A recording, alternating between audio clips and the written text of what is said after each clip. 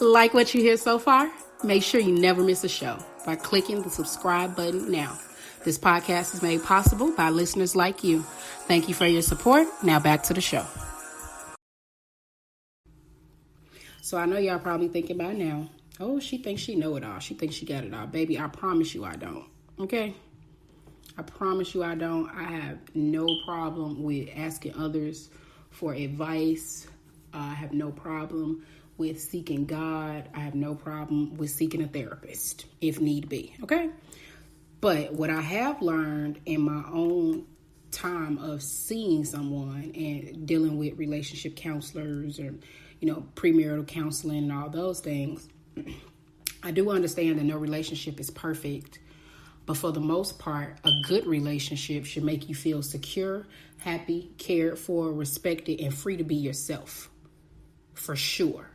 On the other side of the coin, toxic relationships are so common that you could be toxic to your partner and not even know it. I had to learn it. I have a mouth that is as lethal as an AK-47, okay? And when I come down like a thunderstorm. I had to learn how to censor that, especially when speaking to someone I love. Because my goal in life is never to tear anybody down. I don't seek that. I don't get anything from that. Okay, so a lot of people are probably wondering by now, okay, well, how do I know if I'm in a toxic relationship? Okay, let me tell you. All take, no give. Plain and simple.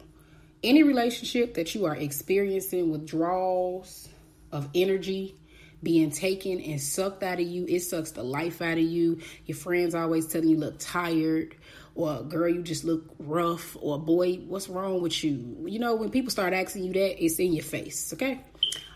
Feeling drained. If instead of feeling happy and productive, you're always mentally, emotionally, and physically drained, it may be time to reevaluate the situation you're in.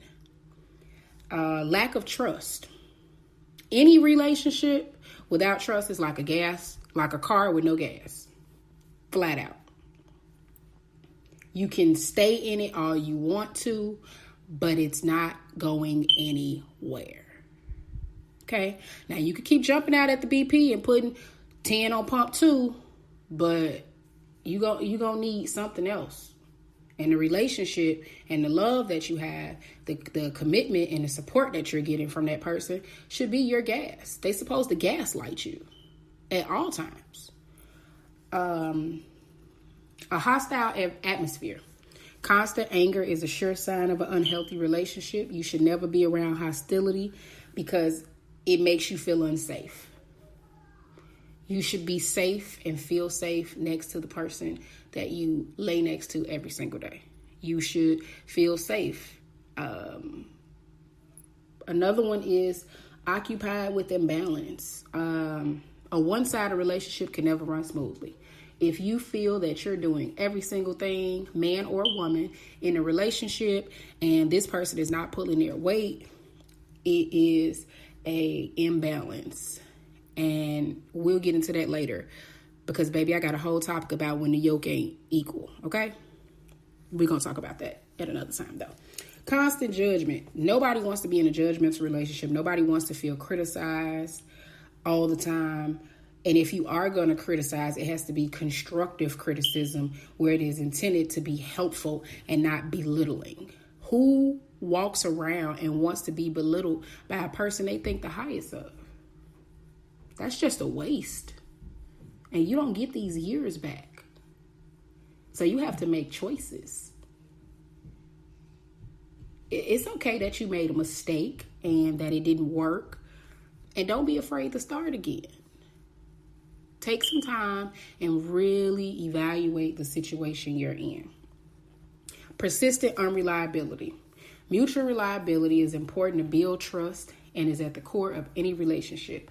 If I can't depend on you to do what I need you to do, whether it be make a sandwich, change a tire, meet me at the grocery store, or show up when I need you Show up for me. If you can't depend on that person to do that, they are unreliable. And that's almost as bad as having, like, just think about it. The best analogy that I can give for that is like, you know, that one comb that you got you use to part your hair, and the comb is missing so many teeth, and it's probably got like 3 left on it. What you gonna do with that? Nothing, right? You need to throw it in the trash. So throw him in the trash or throw her in the trash, okay? Loaded with negative energy. It is almost impossible for anything positive to come out of a relationship filled with negativity, a lack of communication, continuous disrespect, and mutual avoidance. Mutual avoidance is when you spend your time avoiding each other. You so busy that y'all don't even sit down and have a conversation. You're so busy that you spend less time in the house together than you do. You spend more time with your friends than y'all spend together. That's not good. That's almost up there with the lack of communication, such as silent treatments. Insufficient support. If you can't turn to each other, why are you in a relationship?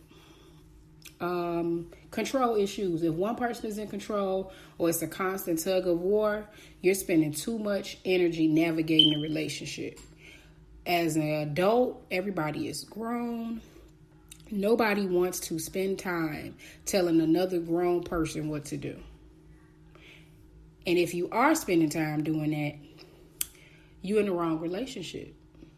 Because you got to realize and you have to know you can't change a grown person. You can't make a person do what you want them to do. You can request it. You can encourage it, but that don't mean they're going to do it. Feeling unworthy, feeling trapped. The relationship is packed with uncertainty. You don't know, or you're not sure if y'all moving forward or you stagnant. You're not sure who you are and what you mean to them.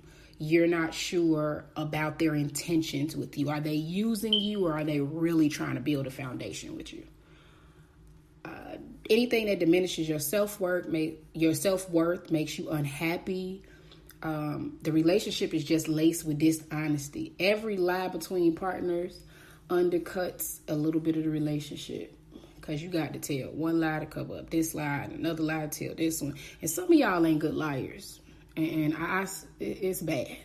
Feeling uncomfortable, filled with criticism, and the number one thing, feeling like you can't do anything right. If you're in a relationship with somebody that's always telling you what you're doing wrong, you need to get in another one. Or better yet, you do. You need to get in another relationship, and the relationship you need to get in is with yourself and a therapist. I'm going to preach about therapy all the time, because therapy saves lives. And don't be afraid to go to therapy. Don't worry about nobody judging you. That is a confidential relationship. They even have therapists that you can reach out to as far over the phone. You can reach out to them over the internet.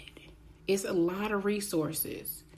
One of them, which I will give to you guys, is betterhelp.com. It is unlimited professional counseling sessions. You can do them by video or over the phone. You can do it anytime you want, anywhere you want. And they're there and ready to help. It is confidential. Nobody's going to share your information. Nobody's going to know what you're talking about except for you and that therapist. If you need to see someone, see someone. Because a lot of relationships have soul ties on you, and you end up thinking about suicidal thoughts, dealing with depression, dealing with anxiety. That's where all these diagnoses come from, because you are in situations where you've been impacted by something traumatic in your life, whether it was in your childhood or in your relationship. Trauma is unhealthy. Anything that is traumatic for you, that causes you pain, you need to seek help for it. I would rather, and I say this confidently to everyone, I would rather listen to you at 4 o'clock in the morning than get a call from someone at 4 o'clock in the morning telling me you're dead because you didn't feel like you had anybody and you killed yourself. It's not, I never want that to be the outcome. I see so much suicide that goes on. And if you guys are worried about suicide prevention, there are numbers that you can call if you're having issues. There are help lines. I'm going to give you guys one of them. One of the suicide hotline numbers is 1-800-273-8255. That is the National Suicide Prevention Lifeline. If you are unsure or you just in a rough moment, because I know quarantine is rough for a lot of people right now, I pray for those who are in abusive relationships and have to be quarantined with this person probably all day. That can't be healthy for you mentally or physically. If it's a physically abusive relationship, I pray for you. I pray for your sanity. And I hope that you seek out help. Get you a journal, start writing, start doing something that takes the attention off until you can get enough strength to leave, because nobody can tell you when to walk away. They can say it, they can encourage it. I can do this podcast and talk until I'm blue in the face and tell you about signs to see if you're in a toxic relationship, but nobody knows when enough is enough except you, male or female. This is not just for the ladies. It's some fellas that's in some really abusive and toxic relationships. I do thank y'all so much for tuning in. I know this is a little bit longer than 10 minutes. Most of the segments probably will be. There may be a part 2. I would love to have some guys and some ladies on the show giving me their take and their opinion. Feel free to call in. We do have a call-in line. We do have a number available. It will be posted on our Facebook page. Feel free to call in. We love having callers, okay? And thank you guys again. Thank you for joining me in my first podcast. I appreciate you. And y'all have a wonderful night. Thank you for joining us this week on 10 Minutes with T. Make sure you visit our website, 10minuteswitht.org, where you can subscribe to the show so you never miss an episode. While you're at it, if you found value in this show, feel free to like, share, and drop us a rating. Until next time, be safe, be smart, be loved.